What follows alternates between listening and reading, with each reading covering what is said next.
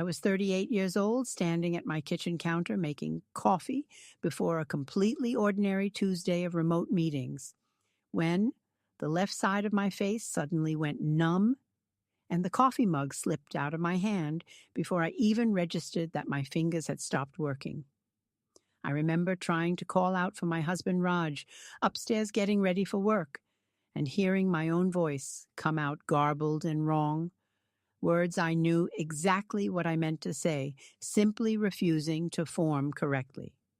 I remember the specific, disorienting terror of trying to walk toward the stairs and finding my left leg wouldn't cooperate, my body listing sideways until I caught myself against the wall.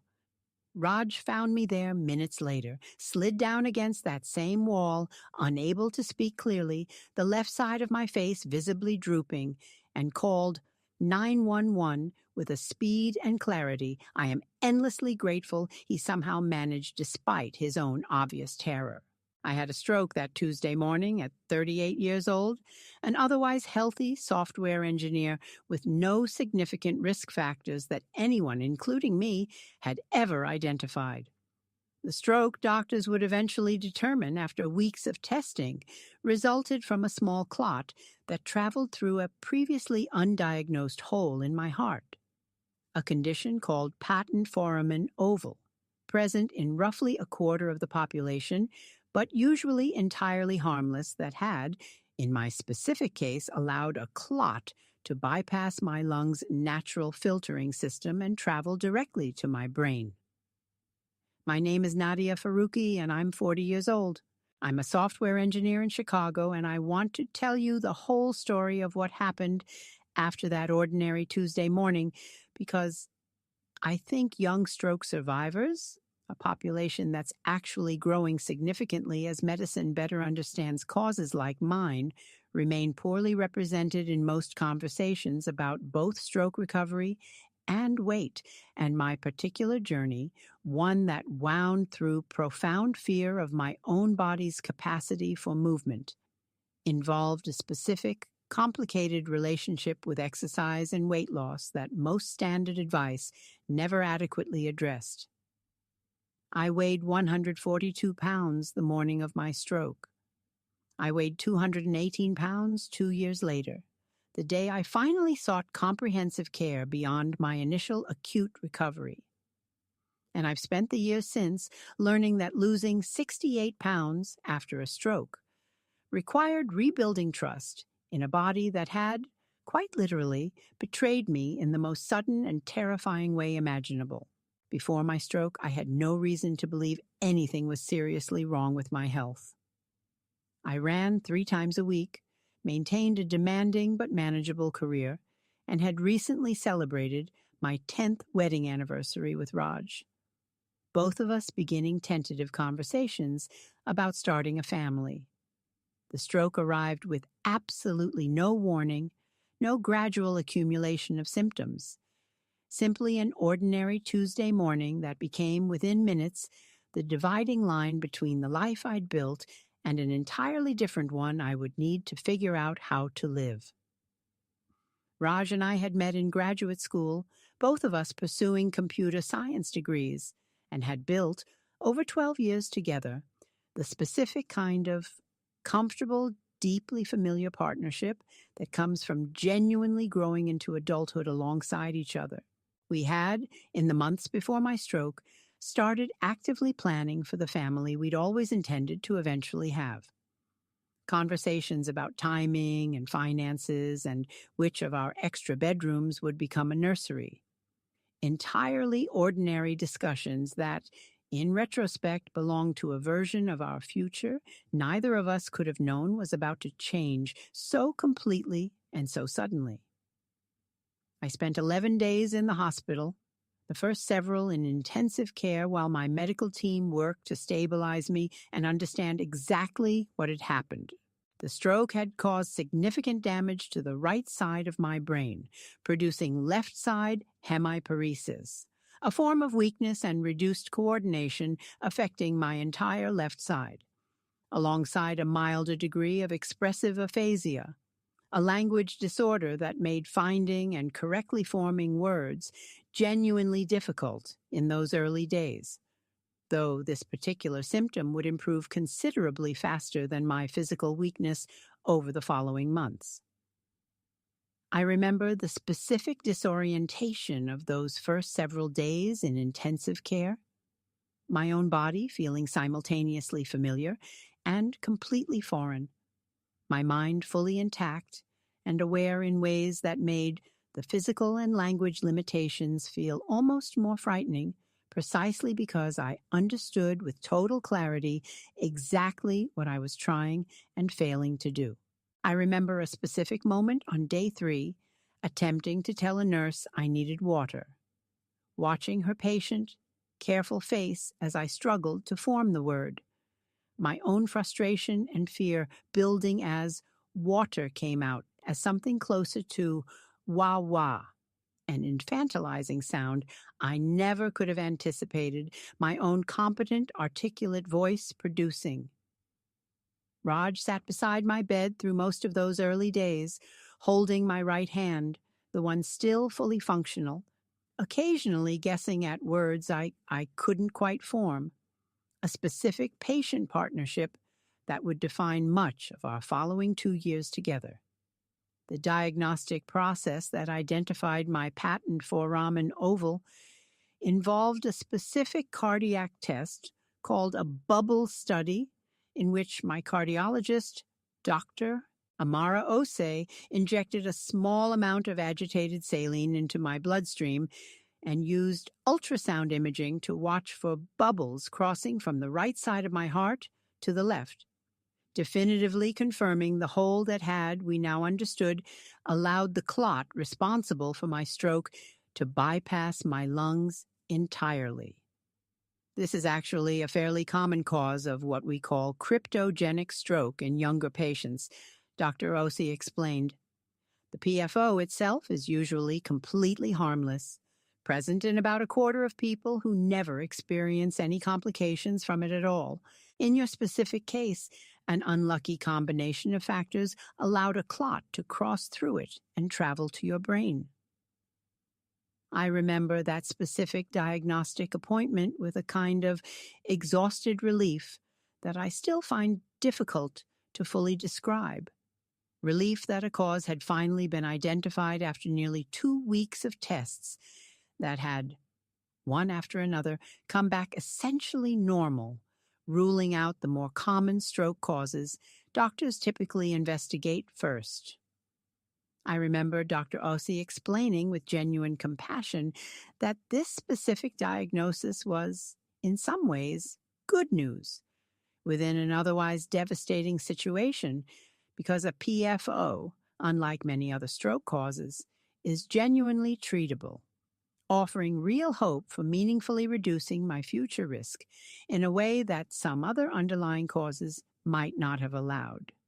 I underwent a minimally invasive procedure roughly 6 weeks after my stroke to close the PFO using a small device delivered through a catheter, a procedure doctor Ose explained would significantly reduce my risk of a second stroke going forward, though I would need to remain on blood-thinning medication for a period afterward while the closure device fully integrated into my heart tissue.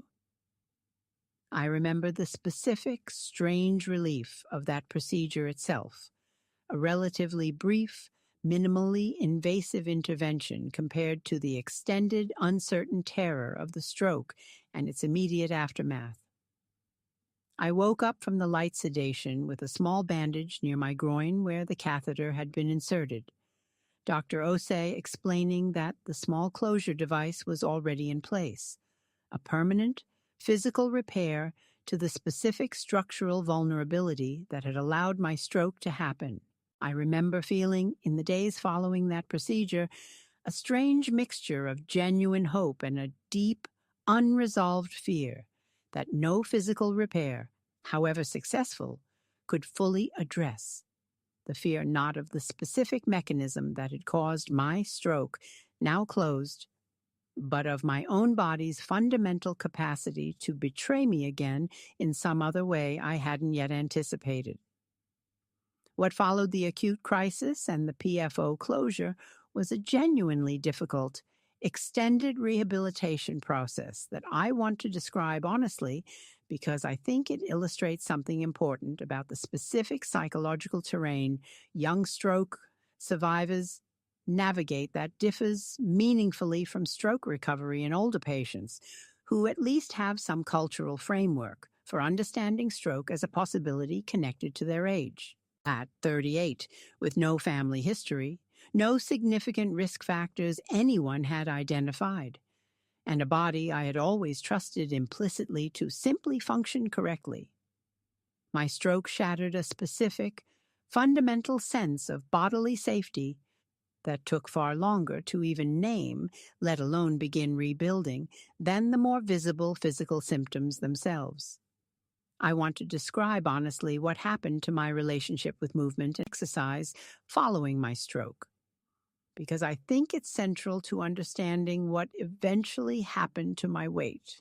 I completed 6 months of intensive physical therapy for my left side hemiparesis, working with a physical therapist to rebuild strength, coordination, and balance through the specific, demanding work of neurological rehabilitation, which relies on the brain's capacity for neuroplasticity, essentially rewiring alternative neural pathways to compensate for the damaged areas, a process considerably slower and more effortful than typical muscle-strengthening physical therapy. Those 6 months of intensive rehabilitation required a specific, exhausting kind of effort that I hadn't previously understood existed. Tasks that would have been entirely unconscious before my stroke, like picking up a small object with my left hand or walking a straight line, now required intense, deliberate concentration and repeated, often frustrating practice. I remember a specific session around month 3 of this rehabilitation, spending nearly 20 minutes attempting to button a shirt with my still weak left hand, a task I completed successfully only after dozens of failed attempts, and feeling a specific, complicated pride at that single small success that felt entirely disproportionate to the actual size of the accomplishment and yet genuinely was not. By the end of that 6-month intensive rehabilitation period, I had regained significant function, able to walk without a visible limp in most situations, and to use my left hand for most daily tasks, though with some residual weakness and coordination difficulty that specialists explained might represent close to my full recovery ceiling, or might continue improving gradually over years, given how individually variable stroke recovery timelines genuinely are. What I hadn't anticipated, and what nobody adequately prepared me for, was the specific psychological terror that any physical exertion beyond my careful, structured physical therapy sessions began triggering in me. I became convinced, without any actual medical basis for this specific fear, that any significant increase in my heart rate or blood pressure through exercise might trigger a second stroke, a fear that, while not entirely irrational given my genuine cardiovascular history, was considerably more restrictive than my actual medical risk profile warranted once my PFO had been successfully closed. This fear produced a dramatic reduction in my physical activity beyond the specific, carefully monitored exercises of formal physical therapy, a pattern that continued even after my official rehabilitation concluded and I was cleared, medically, to gradually resume more normal activity levels. I stopped running entirely, stopped even brisk walking, restricted myself to the most minimal movement I believed necessary to avoid what I genuinely, viscerally feared might be a second, potentially fatal stroke. I remember specifically the day my formal physical therapy concluded, my therapist telling me, genuinely encouragingly, that I was medically cleared to gradually resume most normal activities, including exercise, at my own comfortable pace. I remember nodding, thanking her, and then driving home feeling a specific, disproportionate terror at the thought of actually acting on that clearance, my mind immediately flooding with catastrophic scenarios about what might happen if I let my heart rate climb even slightly above its careful, sedentary baseline. I didn't attempt so much as a brisk walk for nearly 4 months after that appointment, despite genuinely wanting, on some level, to reclaim even a fraction of my previous physical life. Combined with a significant depression that developed in the months following my stroke, treated with an antidepressant that carried its own weight-related side effects, and the specific grief of losing what felt like my entire previous identity as an athletic, physically confident person, this pattern produced steady, significant weight gain over the following 2 years. By 18 months post-stroke, I weighed 198 pounds, and by 2 years, I weighed 218 pounds, a 76-pound increase from my pre-stroke weight, alongside a level of physical deconditioning that, ironically, given my fear of exercise-triggered stroke, was itself beginning to create genuine cardiovascular risk factors that concerned my medical team. I want to describe the specific grief of losing my previous athletic identity, because I think it's often underestimated by people who haven't experienced a sudden catastrophic health event. Running had been, for nearly 15 years before my stroke, one of my primary tools for managing stress, processing difficult emotions, and simply feeling capable and strong in my own body. Losing access to that identity overnight, replaced by a body I no longer trusted, and a fear that made even attempting a replacement activity feel genuinely dangerous, produced a specific kind of mourning that ran alongside and often tangled directly into the broader depression my medical team was already treating with medication. The specific moment that finally forced a more comprehensive reckoning with this pattern came during a routine follow-up appointment with Dr. Ose, roughly 2 years after my stroke, when she reviewed my blood work and blood pressure alongside my dramatically reduced activity level, and told me directly that my current pattern of near-total physical inactivity was creating cardiovascular risk factors of its own, potentially undermining much of the protective benefit of my successful PFO closure.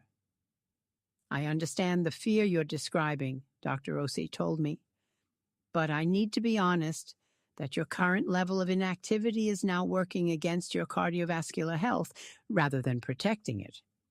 Your PFO has been successfully closed. Your actual medical risk of another stroke from that specific cause is now quite low.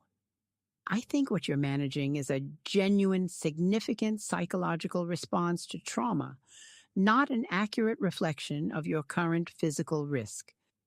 And I want to connect you with someone who can help you work through that distinction. That referral led me to Dr. Elena Castellano, a neuropsychologist specializing in the emotional and cognitive aftermath of stroke and brain injury, who I began seeing alongside a renewed, more structured approach to physical rehabilitation with a physical therapist named Grace Kowalski, who specialized specifically in helping stroke survivors safely rebuild exercise tolerance following exactly the kind of exercise avoidance pattern I had developed. I remember the specific relief of my first appointment with Dr. Castellano, finally sitting across from a professional who immediately, without my needing to extensively explain or justify it, understood the exact specific fear I'd been carrying largely alone for 2 years. I want you to know that what you're experiencing has a name, and it's genuinely common among stroke survivors, particularly younger ones. She told me in that first session, you're not weak for feeling this fear, and you're not simply failing to follow your medical clearance out of stubbornness. This is a genuine psychological response that deserves genuine, specific treatment, the same way your physical hemiparesis deserved specific physical therapy. Hearing my exact experience named and validated so directly, after nearly 2 years of feeling like I was somehow uniquely, inexplicably failing to simply move past my own stroke, felt like an enormous immediate relief, even before any actual therapeutic work had begun. Dr. Castellano's assessment, over our first several sessions, named something I hadn't previously had adequate language for: a specific, significant anxiety disorder that had developed following my stroke, involving genuine, clinically significant fear around physical exertion, distinct from ordinary caution, but also distinct from an accurate assessment of my actual current medical risk. What you're describing has real similarities to what's sometimes called cardiophobia, or heart-focused anxiety, though in your case it developed specifically following a genuine, life-threatening cardiovascular event, she explained. This isn't irrational in the sense that your fear came from somewhere real and significant, but it has become disconnected from your actual current medical risk in a way that's now producing genuine harm to your physical health. Dr. Castellano also introduced me in these early sessions to the concept of hypervigilance around bodily sensations, explaining that stroke survivors, particularly younger ones, without a prior framework for understanding their own vulnerability, often develop an intense, exhausting monitoring of every physical sensation, scanning constantly for any hint of a symptom that might signal another crisis. I want you to notice this week how much of your daily mental energy is actually spent scanning your own body for warning signs, she suggested. I was genuinely shocked, completing that specific homework assignment, by how much of my waking attention had quietly, involuntarily been consumed by exactly this kind of vigilance for nearly 2 years. An exhausting background process I hadn't fully recognized until she asked me to actually track it. We began a specific form of cognitive behavioral therapy designed for exactly this kind of health anxiety, involving carefully graduated exposure to physical exertion, beginning with genuinely minimal increases in activity and gradually building tolerance while directly addressing the catastrophic thoughts that arose with each increase. This work was genuinely difficult, requiring me to sit with intense anxiety during each incremental increase in physical activity. Trusting both Dr. Castellano's guidance and Dr. Osi's medical reassurance that my actual risk remained low. Grace, the physical therapist, worked alongside this psychological process, building an extremely gradual exercise program that began with activities so minimal, I initially felt almost embarrassed by how little they resembled anything I would have previously considered real exercise. This isn't about your actual physical capacity, she told me at our first session. Your body, at this point, could likely tolerate considerably more than what we're going to start with. This is about rebuilding trust between your mind and your body, one small, successful experience at a time. Our first several sessions together involved nothing more strenuous than gentle stretching and slow, deliberate walking at a pace barely above my ordinary daily rhythm, each session accompanied by careful heart rate monitoring that Grace would review with me afterward, showing me session by session objective proof that my body was tolerating these small increases entirely safely. I want you to start collecting your own evidence, Mark, she told me early on. Not just my reassurance, but your own accumulated experience of your body handling these small challenges successfully, week after week. That specific framing, building a genuine evidence base, rather than simply asking me to trust her expertise on faith, became one of the more important elements of how this gradual process eventually worked. I want to be honest about how hard the early months of this comprehensive approach actually were, because confronting genuine visceral fear about my own heart rate rising, even in a carefully monitored, medically supervised setting, triggered real panic responses that took months of patient, gradual work to meaningfully reduce. About 6 weeks into this process, during a session where Grace had me attempt a slightly elevated walking pace on a treadmill, monitored closely with a heart rate monitor, I experienced what I now understand was a genuine panic attack, convinced in that moment that the elevated heart rate reading meant something catastrophic was happening in my chest, despite every objective measure confirming I was perfectly safe. Grace stopped the session immediately, sat with me while my breathing gradually returned to normal, and then, once I'd calmed enough to process what had happened, gently walked me back through the objective data. My heart rate, while elevated, had remained well within a genuinely safe range for someone my age and fitness level. Information that felt, in the moment of panic, entirely disconnected from the visceral terror I'd experienced. "This is exactly the gap we're working to close," she told me. "Your body knows the objective data is safe. Your nervous system, still carrying the trauma of your stroke, hasn't fully caught up to that knowledge yet." At Dr. Castellano's suggestion, around month 3 of this comprehensive approach, I joined a support group specifically for young stroke survivors, facilitated by a social worker named Denise Fairweather at the hospital where I'd received my initial acute care.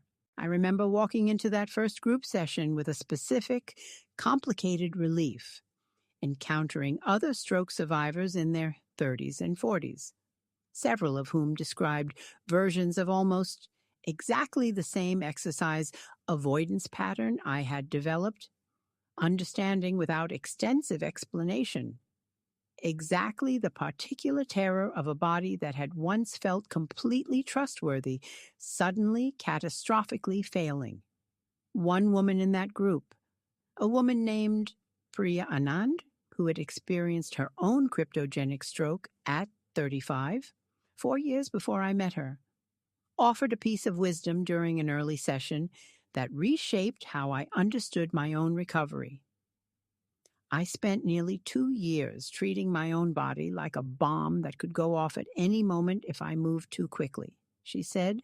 "It took real patient work to rebuild trust, and I want you to know that trust genuinely can come back, even though it feels, right now, like your body permanently broke something between you that can never be repaired." I found myself returning to Priya's specific reframe repeatedly over the following months, particularly during weeks when old fear threatened to derail the gradual progress Grace and Dr. Castellano were both helping me build. Priya's own stroke, it turned out, had also resulted from an undiagnosed PFO, giving her a specific, detailed understanding of the exact medical and psychological terrain I was navigating that even the most well-meaning friends and family, without direct experience, simply couldn't fully offer. We began meeting for coffee outside of group sessions, comparing notes on our respective closure procedures and the specific, gradual process of rebuilding exercise tolerance. And she shared with me a detailed log she had kept during her own recovery, tracking each small increase in activity alongside her corresponding anxiety level, a specific tool that Grace later incorporated into my own gradual exposure program. After I mentioned how helpful I'd found seeing Priya's tangible, documented proof of her own eventual progress. By month 6 of this comprehensive approach, working with Grace's carefully graduated exercise program alongside Dr. Castellano's continued therapeutic work, I weighed 196 pounds, down 22 pounds from my highest recorded weight. Progress that felt genuinely significant given how much psychological work this specific process required, compared to any typical weight loss approach. I remember a specific appointment with Dr.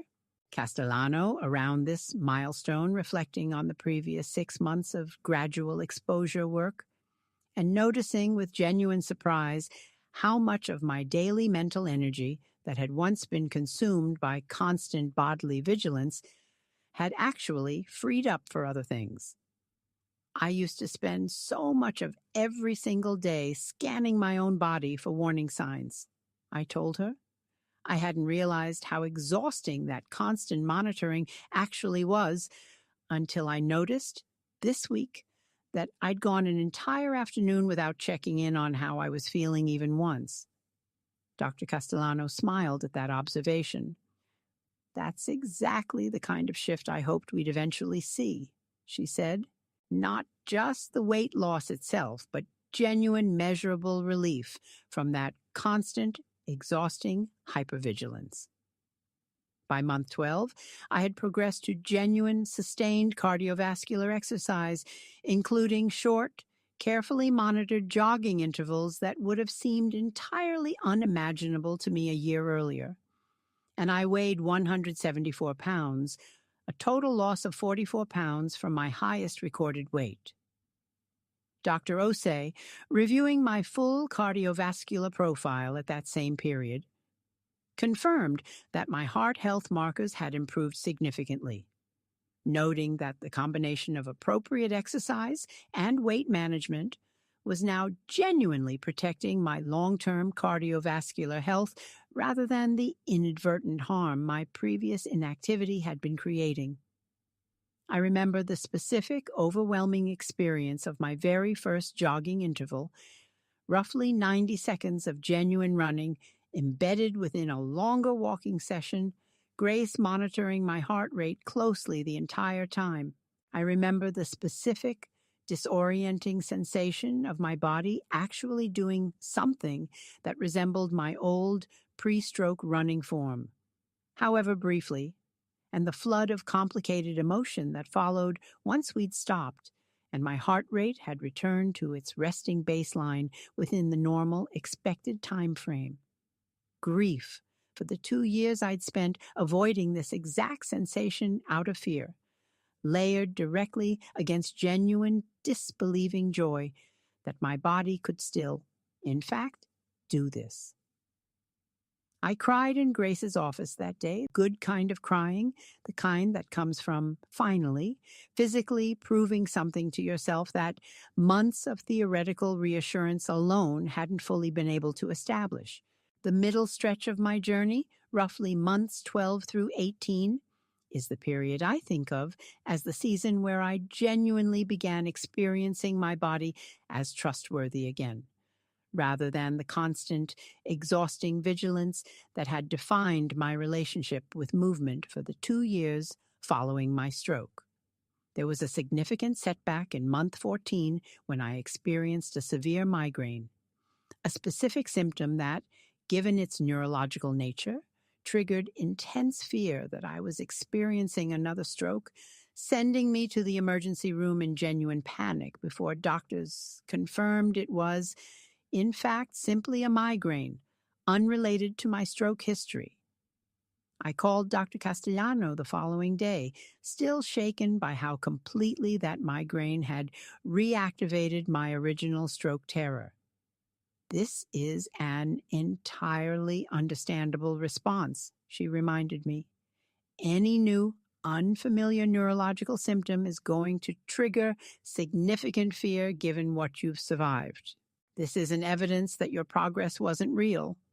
It's evidence of exactly how deeply your nervous system remembers that original trauma. That reframe helped me navigate the specific fear of that migraine episode without the complete regression to my earlier avoidance patterns that such a frightening trigger might have once produced. Raj drove me to that emergency room during the migraine, both of us silently reliving, without needing to say it aloud, the exact sequence of that original Tuesday morning nearly 2 years earlier. I remember him gripping my hand in the waiting room with a specific, familiar tightness, And I remember once the ER physician confirmed it was simply a migraine, both of us breaking into slightly hysterical, relieved laughter in the hospital hallway afterward, an emotional release that felt almost as significant as the medical reassurance itself. I think we're always going to have that specific reaction to any new symptom, Raj told me later that night. I don't think that's a failure. I think that's just what surviving something like this together actually does to two people. By month 18, once that specific fear had stabilized, I weighed 155 pounds, a total loss of 63 pounds from my highest recorded weight. And my ongoing work with both Grace and Dr. Castellano had shifted increasingly into maintenance, my exercise tolerance, and my psychological relationship with physical exertion, both having reached a genuinely sustainable, healthy equilibrium. I remember that specific 18-month milestone appointment with Grace, both of us reviewing nearly a year and a half of gradual progress together. From those initial, almost embarrassingly minimal exercise sessions to genuine, sustained cardiovascular activity that now felt, most days, entirely unremarkable rather than terrifying. I want you to remember where we started, Grace told me, pulling up her original session notes from our very first appointment. You could barely tolerate a 5-minute walk without significant anxiety. Look at what you're doing now. Reviewing that specific documented trajectory together, seeing the concrete, session-by-session evidence of exactly how gradual and genuine this transformation had actually been, gave me a specific kind of confidence in my own continued progress that abstract reassurance alone had never quite managed to provide. I reached 150 pounds in month 22, a weight chosen collaboratively with my care team based on my body's actual cardiovascular functioning rather than any external standard.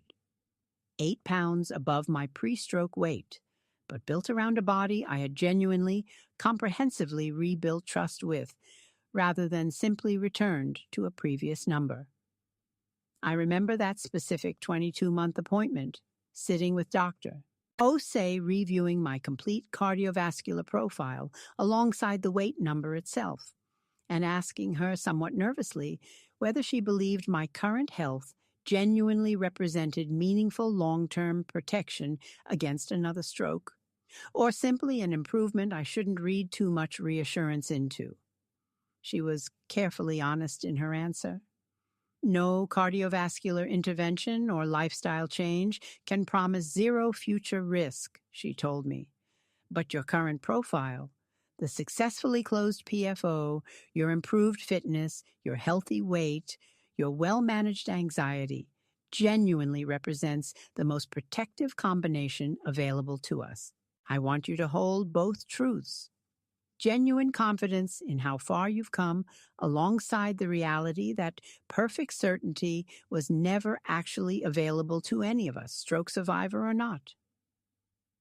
I've held on to that specific honest framing since, a way of celebrating genuine progress without demanding an impossible guarantee that no medical intervention could ever actually provide. What I actually want you to understand, if you take nothing else from my story, is that stroke recovery, particularly for younger survivors, involves psychological dimensions that standard physical rehabilitation often doesn't adequately address, including a specific genuine fear of physical exertion that can paradoxically undermine long-term cardiovascular health rather than protecting it. I learned that this fear, however understandable given its origins in genuine trauma, deserves specific, dedicated psychological treatment, not simply well-meaning reassurance that isn't grounded in the same careful, graduated approach used for other anxiety disorders. And I learned, most importantly, that rebuilding trust with a body that has suddenly, catastrophically failed you is possible, though it requires genuine patience and genuine comprehensive support. Today I'm 40 years old, 2 years since my stroke, and just over 18 months into this specific, comprehensive approach to my recovery. I run again, 3 times a week, the same activity I once believed I might never safely do again. I still see Dr. Castellano monthly, and Dr. Ose continues monitoring my cardiovascular health closely, confirming at each appointment that my current activity level and weight represent genuine protective factors rather than risk. Raj and I resumed our family planning conversations roughly a year into this comprehensive recovery, conversations that carried their own specific complexity, given the genuine questions about pregnancy risk following a stroke and PFO closure that Dr. Ose helped us carefully navigate alongside a maternal-fetal medicine specialist she referred us to. We're currently expecting our first child, a pregnancy Dr. Ose is monitoring closely given my medical history. And I've found, somewhat unexpectedly, that the specific trust I rebuilt with my own body through this entire recovery process has given me a genuine, hard-won confidence approaching this pregnancy that I don't think I would have possessed without everything the previous 2 years required of me. If you are watching this and you're a young stroke survivor, or you love someone who is, I want to leave you with the things I wish someone had told me clearly during those first 2 years, before an entirely understandable fear nearly cost me significantly more of my long-term cardiovascular health than my original stroke had already taken. First, please ask your medical team directly whether your specific fear of exercise or physical exertion is grounded in accurate medical risk or represents a psychological response to trauma that deserves its own dedicated treatment. These require genuinely different approaches, and conflating them can leave real anxiety inadequately addressed.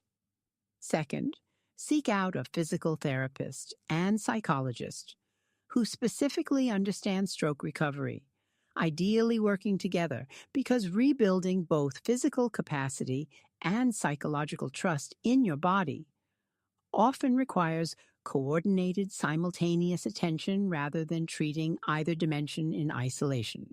And third, the thing I believe most deeply of everything this journey taught me: a body that has suddenly, catastrophically failed you once is not permanently untrustworthy.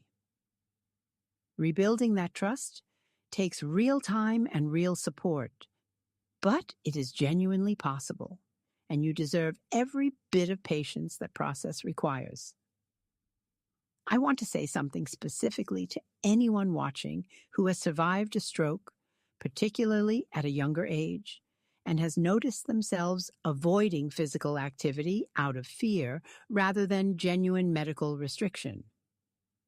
Please ask your medical team directly whether your current activity level reflects an accurate assessment of your actual risk, or whether you might be managing a psychological response to trauma that deserves its own dedicated treatment. Cardiologists and neurologists can provide the objective medical clarity, and psychologists specializing in health anxiety or medical trauma can provide the specific therapeutic tools, and both, working together, may offer a path forward that neither specialty alone could fully provide. I've also, over the past year, begun volunteering with a regional young stroke survivor advocacy organization, speaking occasionally at events specifically addressing the gap between physical stroke rehabilitation and the psychological dimensions of recovery that so often go inadequately addressed.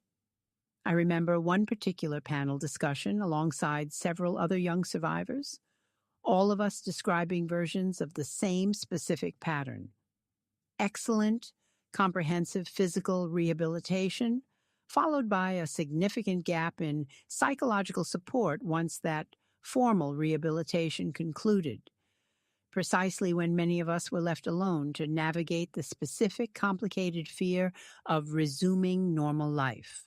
Being able to share my own recovery story including the 2 years I spent trapped in exercise avoidance before finding the right comprehensive care, has led to more young survivors reaching out afterward describing nearly identical patterns than I ever anticipated, evidence of exactly how common this specific gap actually is.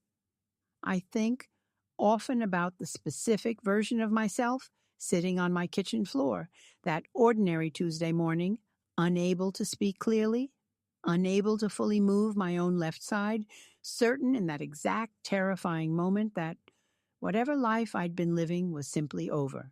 I wish I could tell her that this frightening morning, devastating as it genuinely was, would eventually become the beginning of a comprehensive understanding of my own body and its needs that I hadn't previously possessed even in my healthiest, most athletic pre-stroke years. An understanding that would eventually include not just physical recovery, but a pregnancy I once might have assumed, in the depths of my earliest fear, was no longer even possible for me to safely pursue.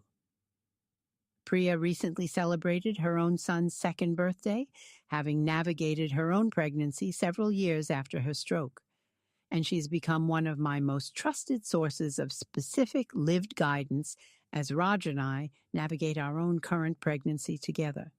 She told me recently, over coffee, that she still occasionally catches herself doing the old involuntary mental math about symptoms and risk.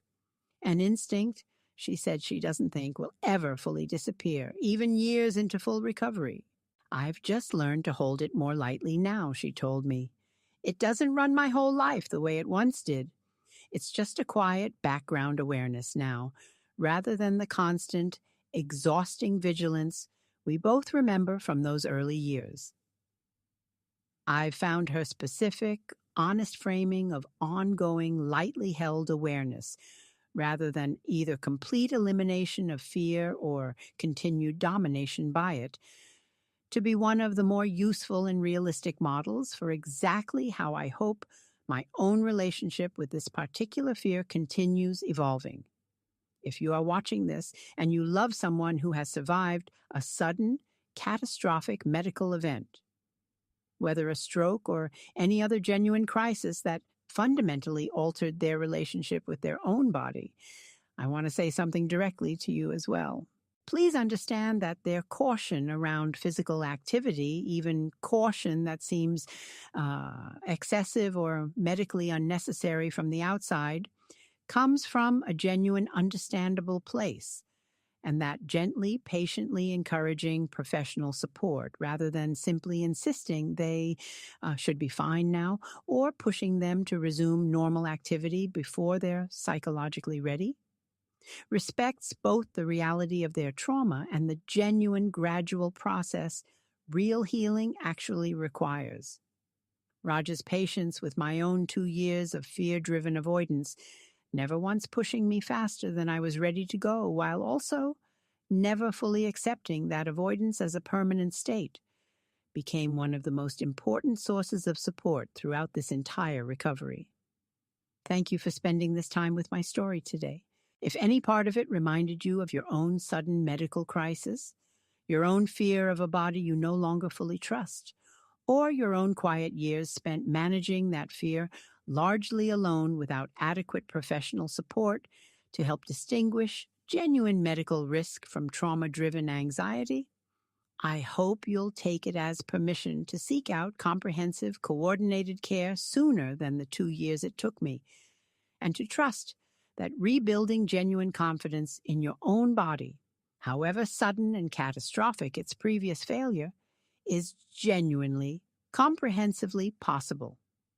Raj has become, over these past 2 years, deeply knowledgeable about both PFO-related stroke and the specific psychological terrain of stroke recovery, reading alongside me, attending several appointments with Dr. Osi and Dr. Castellano, asking thoughtful questions I sometimes hadn't thought to ask myself. He told me recently that he wished he'd understood during those first difficult months exactly how much my exercise avoidance reflected genuine psychological trauma rather than simple caution. A distinction he said would have helped him support me more effectively during the specific stretches when he could tell I genuinely wanted to move more, but seemed unable to actually follow through. I think I sometimes felt frustrated, watching you decline activities I knew you used to love, without fully understanding what was actually happening underneath that decision, he admitted. I wish I'd pushed harder for both of us to get the kind of specialized support we eventually found. I told him, honestly, that I don't think either of us had adequate language for what was actually happening during those first 2 years, and that I deeply appreciated the specific, informed partner he had become in this later, more comprehensive chapter of my recovery. I still keep my original hospital discharge papers in a folder in my desk, a specific, tangible record of exactly where this journey began. The initial diagnosis, the discharge instructions for physical therapy, the careful list of blood-thinning medication dosages I needed to track in those early weeks. I've thought more than once about finally filing them away somewhere less immediately accessible, but I've never quite managed to move them out of that specific desk drawer. They remain there as evidence, tangible proof of exactly how far this recovery has traveled since that ordinary Tuesday morning, and as a reminder, on the days I need it most, of precisely how much comprehensive patient care it took to get here. Take care of your whole self, whatever sudden or gradual medical crisis your own body has survived. Ask the specific, comprehensive questions your particular recovery deserves. Seek out providers who understand both the physical and psychological dimensions of whatever you're navigating. And trust that a body which has failed you once, however catastrophically, is not permanently unworthy of your renewed trust and care.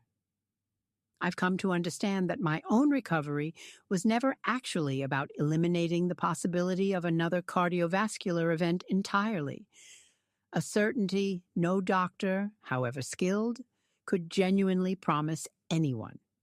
It was about building the most accurate, most protective relationship with my own body's actual risk and actual capacity, rather than either the dangerous denial that had preceded my original stroke or the equally dangerous fear-driven avoidance that had defined my first 2 years of recovery from it. Denise, who facilitates our young stroke survivor support group, told me recently that she's noticed a specific, recurring pattern among the survivors who eventually build the most sustainable long-term recovery. A willingness to keep attending the group even years after their own acute crisis, using it not as a space to relive trauma repeatedly, but as an ongoing source of specific lived understanding that even the most well-meaning family members without direct stroke experience simply can't fully replicate. I've found this to be genuinely true in my own experience. Each new milestone, my resumed running, my current pregnancy, carrying its own specific echo of that original crisis. An echo I've learned to meet now with genuine hard-won tools rather than the raw, undifferentiated fear that once defined my entire relationship with any new bodily sensation or life change. Thank you for letting a young stroke survivor's story sit alongside all the other kinds of transformation you may have encountered today. I hope, whatever sudden crisis your own body has survived, that this story offers you something more useful than simple encouragement, genuine, specific permission to seek comprehensive psychological support alongside your physical recovery, rather than assuming that surviving the crisis itself was the whole of the healing your particular journey actually requires. I still remember, with real clarity, the exact sound of the coffee mug shattering against my kitchen floor that Tuesday morning. A specific, mundane detail that has, oddly, become one of the more grounded memories of my entire recovery rather than simply a frightening one. It reminds me, whenever it surfaces, of exactly how ordinary and unremarkable the moment before catastrophe actually was. And by extension, exactly how ordinary and unremarkable most of my days have genuinely become again since, filled now with running and work and, soon, the specific demands of new parenthood, rather than the constant vigilance that once consumed nearly every waking hour. Grace still texts me occasionally, checking in on how my current pregnancy and my continued exercise routine are progressing together, a specific, ongoing relationship that has evolved over these past 2 years from formal physical therapy into something closer to genuine friendship. She told me recently that watching patients like me progress from her most cautious, fearful early sessions to genuinely thriving, active lives years later remains one of the most meaningful parts of her entire career, even though, as she put it, the earliest sessions are always the hardest to sit through, watching someone so afraid of their own body that even gentle stretching feels like a genuine risk to them. I think about that specific observation often, grateful for exactly the kind of patient, professional care that made the distance between that earliest, most fearful version of myself and who I am today genuinely possible to travel. If you take only one thing from everything I've shared with you today, let it be this. Surviving a sudden, catastrophic health event and genuinely healing from it, both physically and psychologically, are two different accomplishments, each deserving of its own comprehensive, dedicated care. You are allowed, whenever you're ready, however long it takes, to pursue that fuller healing with exactly the same seriousness and patience the original crisis demanded. Dr. Osi told me at a recent appointment monitoring my current pregnancy that she still thinks often about that specific 2-year follow-up visit, the one where she first named my inactivity as a genuine cardiovascular risk in its own right rather than a protective caution. I remember worrying in that exact moment whether I was being too direct, whether that specific framing might feel harsh given everything you'd already survived. She admitted, "I'm genuinely glad it turned out to be the exact thing you needed to hear."